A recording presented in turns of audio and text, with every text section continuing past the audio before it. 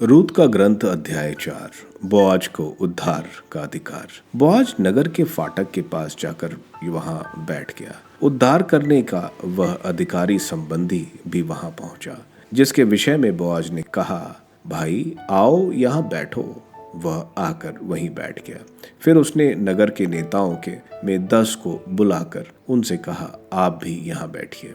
Boaz ने उन लोगों के बैठने पर उस उद्धार करने के अधिकारी संबंधी से कहा, नोमी जो मोआब देश से लौट आई है, हमारे संबंधी एलीमेलेक की जमीन बेचना चाहती है। इसलिए मैंने यह विचार किया है कि तुम्हें उसके बारे में बताकर तुमसे कह दूं कि यहाँ बैठे हुए लोगों और प्रजा के नेताओं के सामने तुम उसे मोल ले लो। यदि तुम उसका उद्धार करना चाहते हो तो करो, और यदि तुम उद्धार नहीं करना चाहते हो तो मुझे बताओ, जिससे मुझे तुम्हारी इच्छा मालूम हो जाए, क्योंकि तुम्हारे सिवा किसी और को उद्धार करने का अधिकार नहीं है।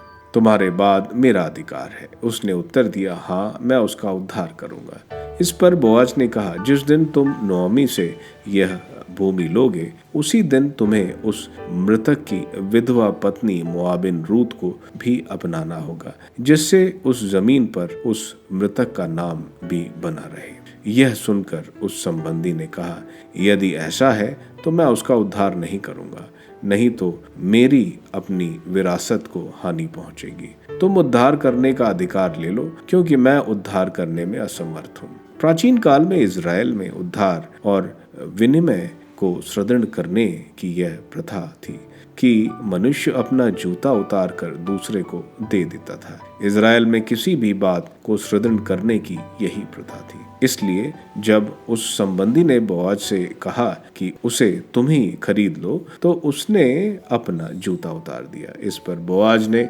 नेताओं और अन्य लोगों सब से कहा, आज आप इस बात के साक्षी हैं कि मैंने नोमी के हाथों से एलीमेलेक, किलियॉन और महलौन का सारा भूभाग खरीद लिया है।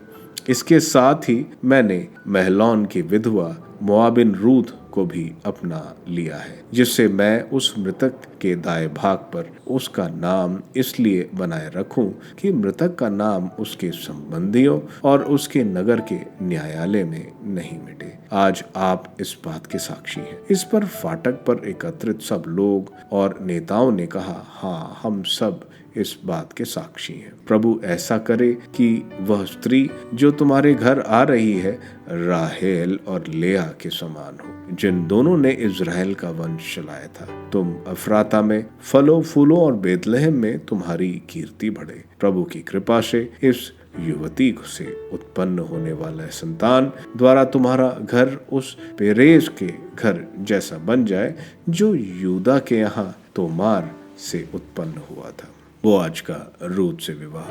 बोआज ने रूत को अपनी पत्नी के रूप में अपनाया। बोआज का उससे संसर्ग हुआ। प्रभु की कृपा से रूत गर्भवती हो गई और उसने पुत्र प्रसव किया। स्त्रियों ने नोमी से कहा, धन्य है प्रभु, उसने अब आपको एक उत्तराधिकारी दिया है और उसका नाम इज़राइल में बना रहेगा। वह आपको नया जीवन प्रदान करेगा और बुढ़ापे में आपका सहारा होगा, क्योंकि आपकी बहू ने उसे जन्म दिया है। वह आपको प्यार करती है और आपके लिए 7 पुत्रों से भी बढ़कर है। नोमी ने शिशु को अपनी छाती से लगा लिया और उसका पालन पोषण किया। पड़ोस की स्त्रियों ने यह कहते हुए शिशु का नाम रखा, नोमी को पुत्र उत्पन्न हुआ है। उन्होंने उसका नाम ओबेद रखा। वही दाऊद के पिता येश का पिता है। पेरेस की वंशावली। पेरेस की वंशावली इस प्रकार है। पेरेस हेस्रोन का पिता था, हेस्रोन राम का, राम अमीनादाब का, अमीनादाब नहशोन का और नहशोन सलमोन का, सलमोन बोआज का पिता था, बोआज ओबाद का, ओबाद शियस का और शियस दाऊद का।